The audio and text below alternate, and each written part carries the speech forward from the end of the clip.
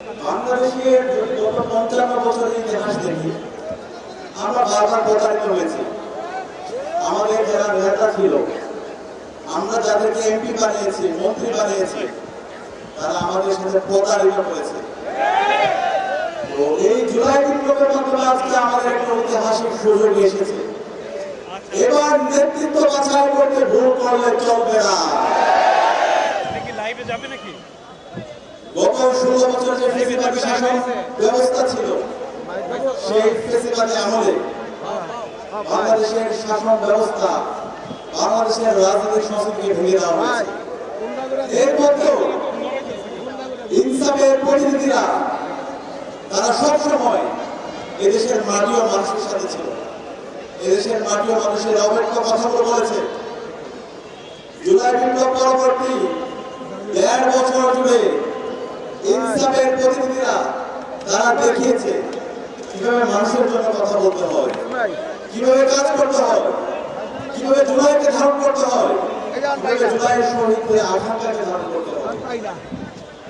কিন্তু আরেকটা পক্ষ আমরা দেখতে পাচ্ছি, তারা এখন বিভিন্ন ধরনের বয়ান নিয়ে আসছে, বিভিন্ন ধরনের কার্ডের কথা বলছে, যে কার্ডগুলো গত ১৬ বছরে অথবা জুলাই বিপ্লব পরবর্তী তারা তাদের কাজের মাধ্যমে দেখাতে পারেনি। সুতরাং আমরা কি এই কার্ডগুলোকে বিশ্বাস করবো?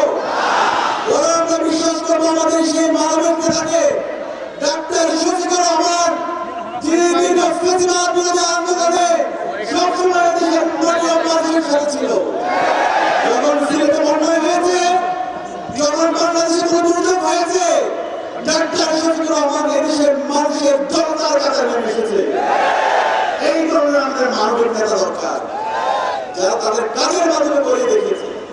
জুলাই বিপ্লব পরবর্তী সকল শহীদ পরিবারের কাছে যাওয়া, শহীদদের আকাঙ্ক্ষাকে ধারণ করা, শহীদদের স্বপ্নকে নতুন বাংলাদেশ নির্মাণ করার জন্য তারা আমাদের সাথে নিয়ে পথ চলা, সেটা আমরা জাতীয় শহীদ রহমানের কাছে দেখেছি।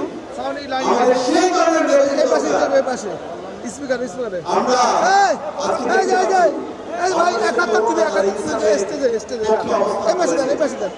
বাংলাদেশের তরুণরা একটু ঘোষণা দিয়েছে এবং সর্বপর্যায়ের নাগরিকরা তারা বলছে তারা ওই মানুষদেরকে ভোট দিবে, ওই প্রতিনিধিদেরকে ভোট দিবে যারা ৩টা বিষয়ে তাদের অবস্থান পরিষ্কার করবে।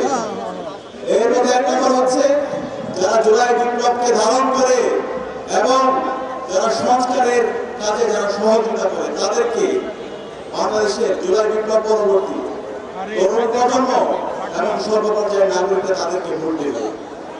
দ্বিতীয়ত, যারা চাঁদাবাজি, টেন্ডারবাজি, মাফিয়াতন্ত্র, ধর্ষণ এবং সন্ত্রাসের বিরুদ্ধে জিরো টলারেন্স নীতি ঘোষণা করবে, তাদেরকে বাংলাদেশের সর্বপর্যায়ের নাগরিকরা আসন্ন নির্বাচনে